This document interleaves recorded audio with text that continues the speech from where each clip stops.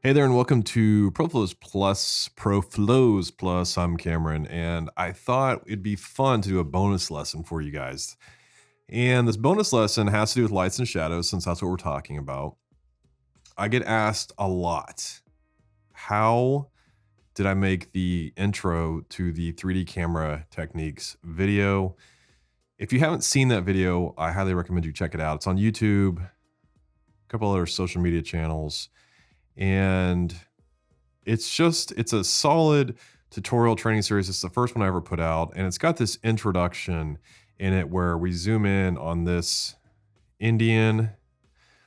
I call it the Indian diagram. It's an old diagram that was used in TV, and it's just got some three-dimensional depth, but it's got some interesting lighting and shading. So I thought, why not show you how I did that, or let's just try and recreate that essentially. So here is what the final one looked like. There was some text here. It said 3D camera techniques, but essentially the camera just starts zoomed out and pushes in like so. So that's what we're going to do. It's not going to be exact, but we'll replicate it as much as possible. So you can see here is the Indian shape, which we see here. And I've got a floor, which is just a solid layer. And the solid is in here, and it is, go to layer solid settings. It is 1920, so it's 1920 wide. This is a 1920 comp, but it's 4,027 pixels long. I don't know why it's 27, so let's just do 4,000. So you can see that it's a really tall solid layer, and that's because we're going to make it 3D. Like so. This is a top angle here. So let's just go to custom view like so. Let's add a new camera, and we'll make it a one node camera, and we'll just go to 35 millimeter. We'll leave depth of field off for now, but there it is. And let's just rotate it on the X negative 90 degrees. And we're going to drop that something like this. So I don't know, maybe something like this. I don't think the Indian was sitting just on top of it, or wasn't resting on the floor, it was just above it. And just so you know, this is a pre-comp here. It's an Indian pre-comp because it's got two layers here. There's this foreground, and then there's this background part. And the foreground is actually brought forward in Z space, which you can see here. And the reason I did that was I was creating a little bit more depth. Really, this could be just level here and we'd be good to go. But I'll show you why I did that. So if I have the Indian here and I make it 3D as well. So there's the Indian. If I click this button here, collapse transformations, you can see what happened there. So I collapsed transformations, but when I did that, it's looking inside this pre-comp and it's saying, okay, well, there's actually a 3D layer here that's pushed farther forward in Z space. And so it recognizes that. Okay, so it's like, it's a pre-comp that's a flat, what I call folder, but it's actually got some depth to it. Now, if I was to not check that box, here it is just a flat 3D layer in 3D space. So collapse transformations has several options to it. I guess not options, several functions to it. The most common is that when we use like text or we bring in a vector layer, we can click it, we can turn that on for the vector layer and then scale that layer exponentially up to like 1,000, 10,000%, and that layer will always be crisp because it continually rasterizes it. Well, that's one function. This is another function where it just gives it some depth. So I'm actually going to duplicate it, and I'm going to turn off the bottom one because in our previous example, you can see there's one on the floor here, but there's no depth to this one on the floor. And just to reference that, you can see why I have depth of field turned on, but this element here, the foreground element that we see right here in the front, that's why this guy is out of focus, but the rest of the Indian here is in focus. So the depth of field, the focal plane is set to this part of the layer, but not this part. So it just adds a little bit more depth to it. So we have the bottom layer here. Let's actually rotate it negative 90 as well. And I just want it to sit on that floor layer. Something like that. And I think that'll probably work. And let's go ahead and drop this floor down a little bit more. And with that, let's also drop this guy down. And actually, I'm going to go ahead and change my camera settings here. It's a little bit, push in just a little bit tighter there. So I can see, or a little bit wider camera so that I can see a little bit more of what's going on.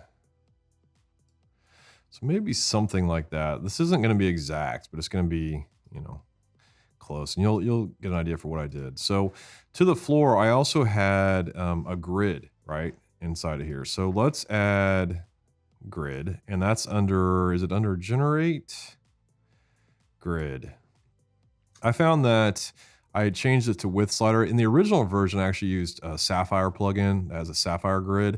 It had a few more options to it. I don't like how this grid, everything's the same width, right? You can't, in the Sapphire version, you can do like, maybe this line here is wider and these are narrow, and then wider, narrow, wider, a little bit more options. There's also an interesting grid script out there that I've got that creates grids out of shape layers. It's pretty cool. But for this, we'll do 90 and 3, okay? Then we're gonna duplicate the layer. We're gonna turn it back to 0 and just push it back in space something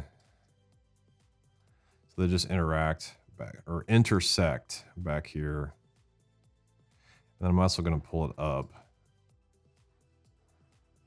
And to do that, let's go to left view. Looks like that's the layer right there.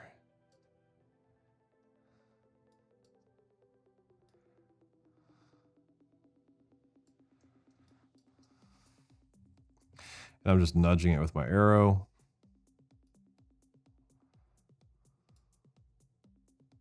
And if you look here, I pretty much had these lines kind of lining up like so. So it kind of looks like it goes back and then it kind of goes up. And we'll change this back to custom. Oh, not that one. It'll be active camera. This one will be back to custom view. Something like that. Yeah, so let's jump back and let's take a look. Yeah, it looks pretty cool. So I also had another design element. Let me bring that in really quick. Okay, so I got this other element. I pasted in here. It's just a, if I solo this, you can see here, it's just like a really simple shape layer. It's just an L shape with a dot to it. And that's just inside of one layer here. It's just a, turn these off. So we have one line, we have a second line, and then we have an ellipse here. And the ellipse is just has a trim path set to 25%. Otherwise, it, you know, could circle all the way around or whatever. So that's all it is, really simple. 45-degree back. I think I had a second one that I actually brought forward up in here. So we'll just do that really quick.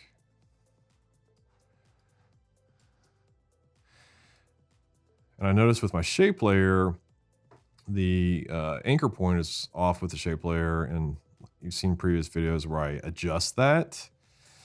But for this, I'm just going to leave as is.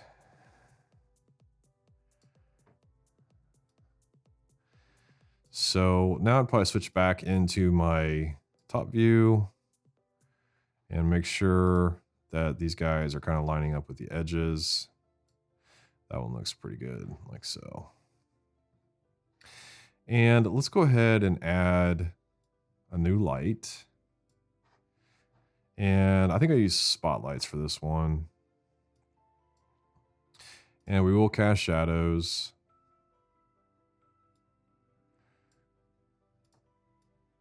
We don't want super dark shadows though. So already some interesting depth, but I think for one of them, I actually just went behind and I created like this. I'm actually gonna turn off snapping here.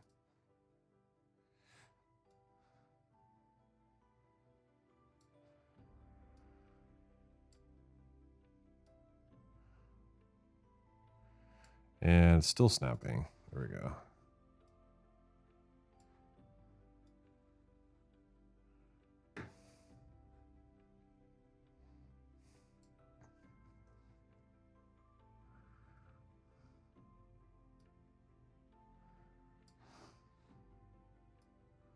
And I just wanted this light to kind of be off to the side here.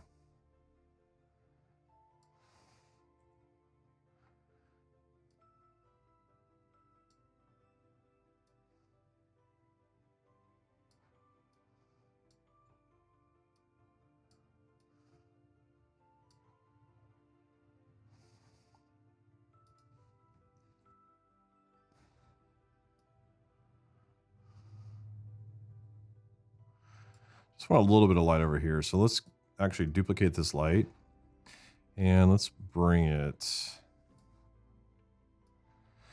Now this would be a great time to do the trick I showed you in a previous lesson on how to easily control your spotlight by adding that camera. This would be a perfect opportunity to do it, but I'm not going to do it right now. Like I said, this isn't going to be perfect.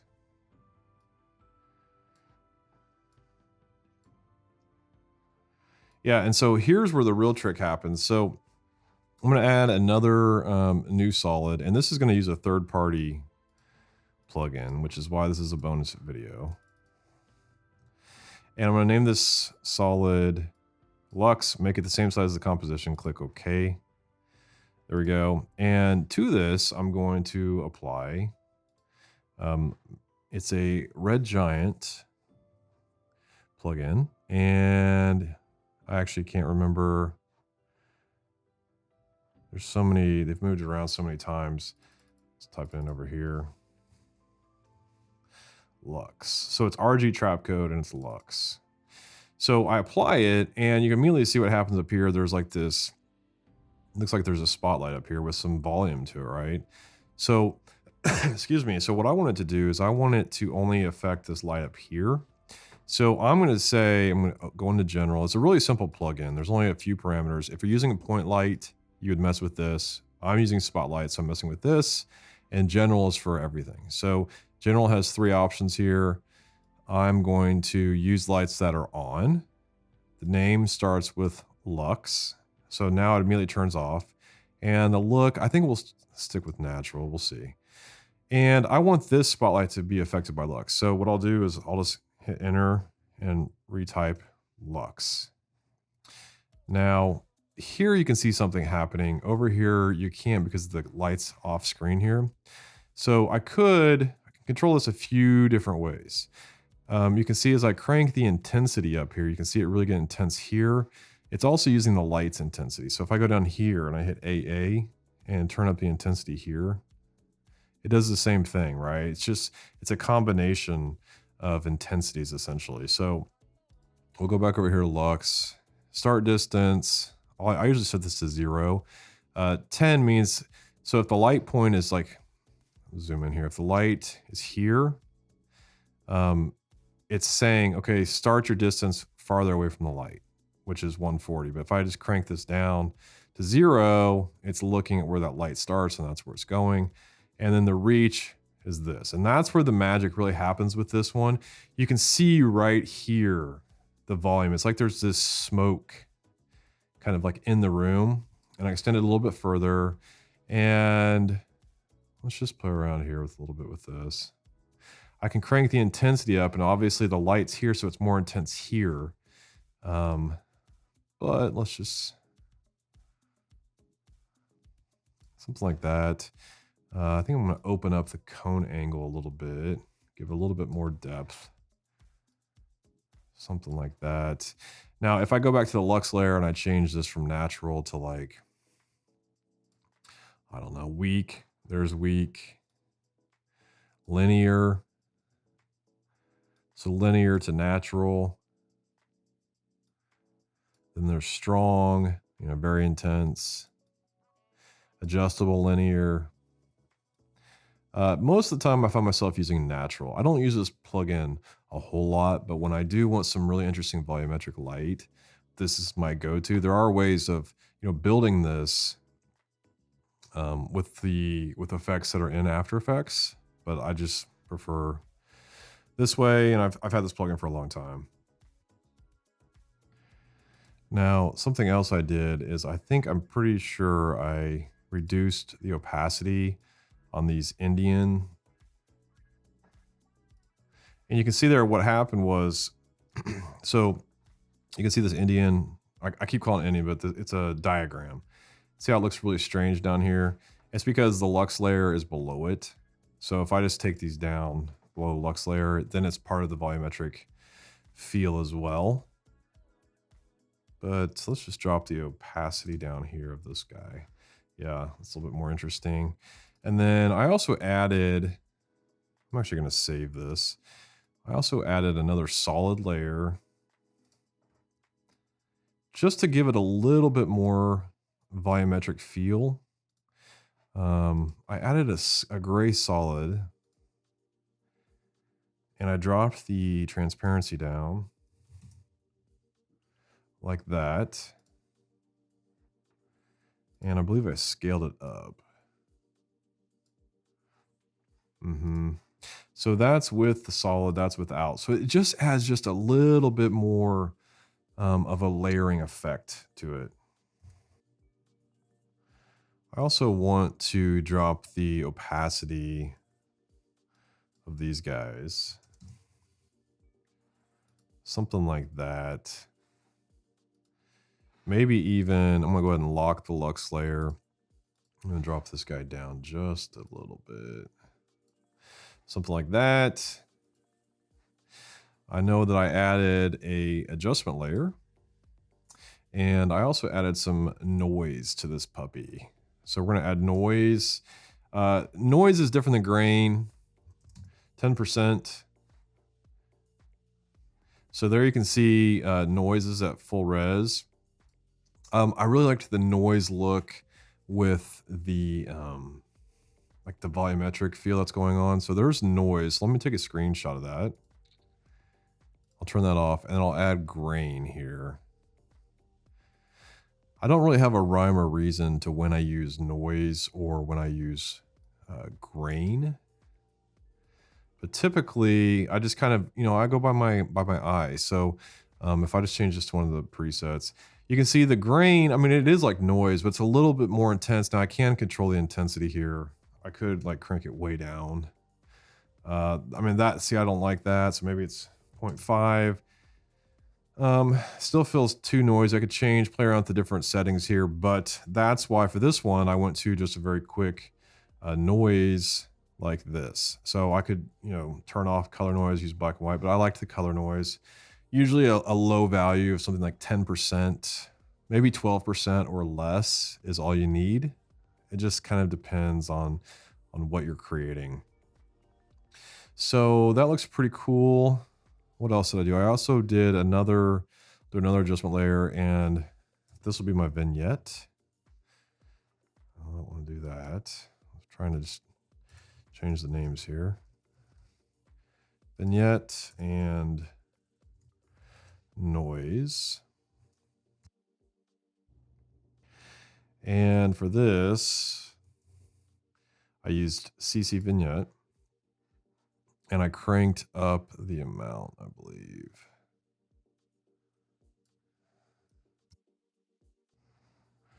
Actually, I don't want that much. That's too much vignette. So maybe somewhere in here, and then I'd probably actually, I don't think I did this in the original, but I'm going to offset it a little bit. Since our light's coming from up here, maybe something like that. A lot of times I play with pen highlights, and I find myself turning them way up. So this is with, without, maybe a little bit more. I don't like how harsh it is with the 45-degree markers here. But let's see if this gets solved. Let me save this. Let's go ahead and turn on depth of field. And let's set a keyframe.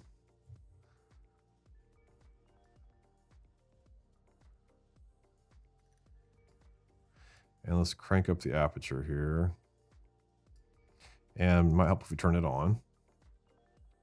So that's pretty much it. That's what we saw. We saw that this main part was in focus. This was out of focus. So that'll work. I'll set a keyframe position. And then I started just a little bit pushed, zoomed out here. Something like that. Maybe something like that. Now I got to be careful of this guy.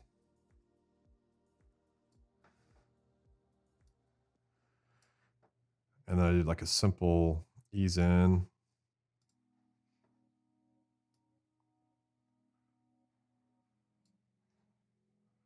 And let's take a look at what this looks like.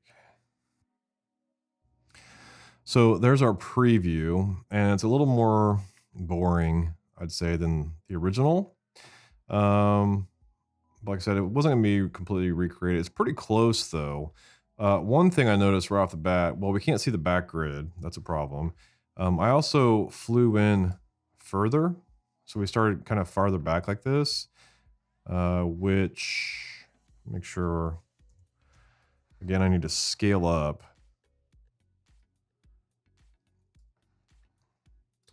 And we'll kind of really push this guy in terms of speed.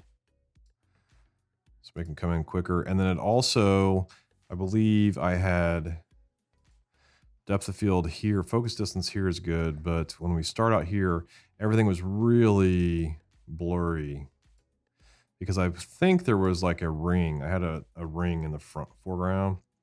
Now, one thing I want to watch out is the light here. So I do want to push in here. Something like that. And we'll push in, and I think I'll take this backlight here. I might have had a third light to kind of give it some fill a little bit. Let's just check this view out. We'll go to custom view 1. See where this light's going. Just want to push it back a little bit. I want to see a little bit more of that grid. Maybe increase angle, maybe increase the intensity. No, that's not going to do it. So let me add one more spotlight here. And this one will just be kind of focused over here. And make the angle pretty wide. So now we can see just a little bit more of that grid. It is out of focus.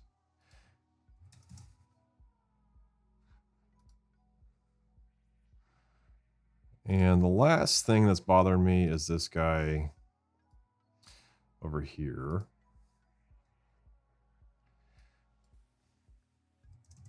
Really drop the opacity down. And same with this guy back here.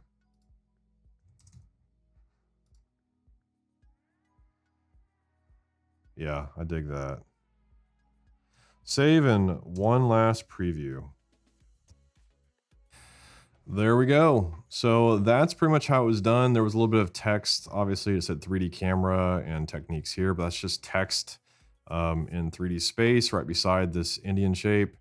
I think maybe I cranked the preset of the depth of field. Actually, I think I left it fast rectangle, but for this, I would make it a little bit nicer. I used to use the fast rectangle preset for everything. I've since learned that you can get a lot nicer results without it. But there you go. There is the intro to 3D camera techniques. Hope you learned something new. See ya.